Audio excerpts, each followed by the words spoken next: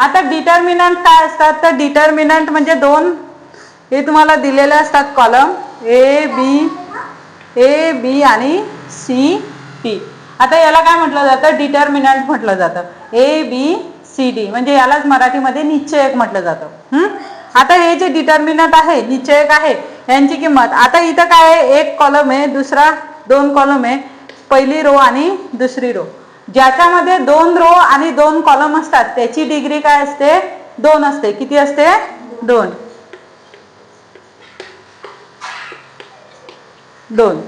आता हा पेपर मध्ये एक्झाम मध्ये हा क्वेश्चन आलेला होता की खाली दिलेल्या डिटर्मिनंटची डिग्री काय असेल तर किती आहे इथं 2. आता इथे 3 रो आणि 3 कॉलम असले तर काय येईल व्हेरी गुड 3 येईल बरोबर आहे. हे जर असतील तर याच्यामध्ये किती कॉलम आहे कॉलम 1 कॉलम 2 आणि कॉलम 3 R1 R2 R3 किती रोज आहेत 3 रोज आहेत आणि 3 कॉलम आहे म्हणून याची डिग्री किती येईल 3. बघा जेव्हा हा टॉपिक येतो तेव्हा तुम्हाला आजच सांगते बोर्डाच्या इथे जर तुम्ही लक्ष दिलं तर बोर्डाचे 5 मार्क तुमचे फिक्स आहे मॅथ मधले 5 मार्क म्हणजे 2 मार्कसाठी तुम्हाला डिटर्मिनंटचा क्वेश्चन येतो ऍक्टिव्हिटी बेस्ड क्वेश्चन त्याच्यामध्ये 2 मार्क असतात. त्याच्यानंतर दुसरा क्वेश्चन येतो तो तुम्हाला 3 मार्कसाठी तो येतो क्रॅमरची रूल्स किंवा क्रॅमरची जी पद्धत आहे त्याच्यावर तुम्हाला विचारलेला असतो. Solve the equation with by Cramer's rule म्हणजे क्रॅमरच्या रूलने तुम्हाला तो सॉल्व करायचा असतो. 3 मार्क्ससाठी ते एक्झाम्पल येतं आणि 2 मार्क्ससाठी हे एक्झाम्पल येतं म्हणजे तुमचे 5 मार्क्स या इथं फिक्स होऊन जातात म्हणून चांगलं लक्ष द्या इथं.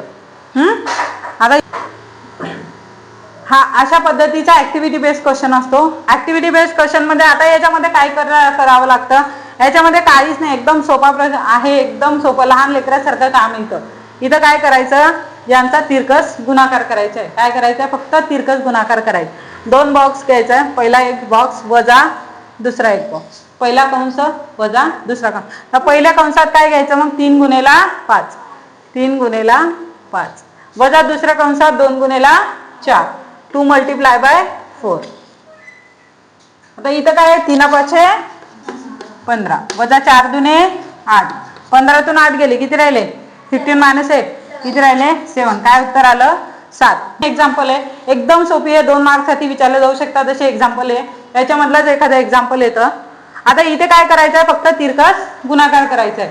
2 कंस केले वजाचं चिन्ह 2 कंसच्या मध्ये पहिलं काय येईल मग वजा 1 गुणेला 4 दुसरं काय येईल 7 गुणेला 2 4 आहे का 4 वजाचं चिन्ह जसंच तसं इथं मायनसचं साईन जसंच तसं 7 दुने 7 टू द 14 वजा वजा काय झाले अधिक काय झालं प्लस नाही मायनस नाही प्लसच वजा वजा काय झाले अधिक म्हणून याला काय झाला प्लसचं साईन.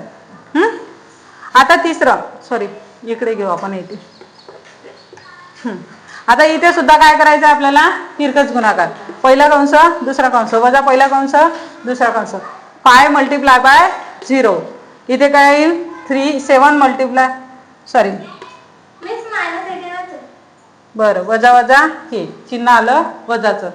आता इथे काय आहे सेकंड एक्झाम्पल 5 मल्टिप्लाय बाय 0 इथे काय 3 मल्टिप्लाय बाय मायनस 7 3 गुणेला किती येईल वजा 7 5 0 5 0 0 वजा 7 21 काय येईल वजा 21 वजा वजा काय झाले अधिक म्हणून इथं काय 21 काय आलं उत्तर 21 काय आलं 21. आता तिसरा 7/3 मल्टिप्लाय बाय काय करायचं इथं पण क्रॉस मल्टिप्लिकेशन करायचं काहीच नाही एकदम सोपी आहे.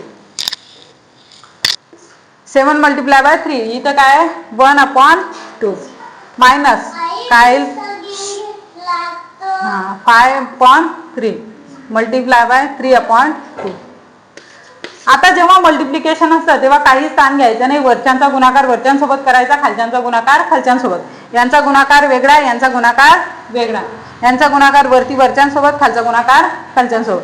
आता इथे काय करायचं 7 गुणेला 1 म्हणजे 7 आहे का 7 3 दुने 6 ओके ठीक आहे 5 3 जा 15 काय झालं 5 3 15 3 दुने 6 दोघांचा छेद काय आहे समान आहे म्हणून जे वरती आहे त्यांची काय होईल डायरेक्ट सबट्रॅक्शन होईल बरोबर. डिनॉमिनेटर सेम आहे ना, म्हणून सेम करायची गरज आहे का नाही. डायरेक्ट न्यूमरेटरचे काय होईल, सबट्रॅक्शन होईल. मग 15 मधून 8 गेले, किती राहिले, किती राहिले, 1. आणि इथे काय आहे 6 जसाचे तसे, मायनसचं साईन जसं तसं, कारण मोठ्या नंबरला मायनसचं साईन आहे. मग आता याला तुम्ही असं लिहू शकता का 4/3 लिहू शकतात, लिहू शकतो ना आपण 4/3. अरे 4 दुने 8, 3 दुने 6, दोघांना 2ने भाग जातो ना. समजले, 3 एक्झाम्पल लिहून द्या.